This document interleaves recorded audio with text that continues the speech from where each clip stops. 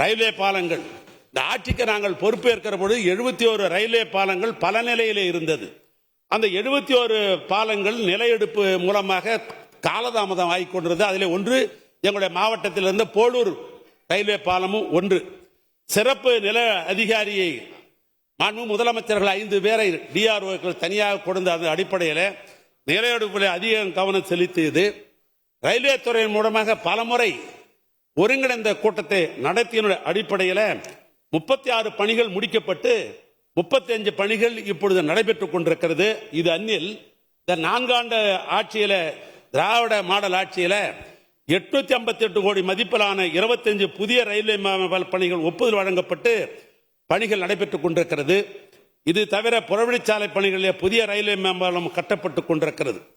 தரமான சாலை அமைக்க வேண்டும் என்ற அடிப்படையில் ஐஆர்சி கேட் இந்தியன் ரோட் காங்கிரஸ் என்கிற விதிமுறையை பயன்படுத்தி 10 தரக்கட்டுப்பாடு கோட்ட பொறியாளர்கள் கள ஆய்வில் முழுவூச்சுடன் செயல்படுத்திக் கொண்டிருக்கிறார்கள்.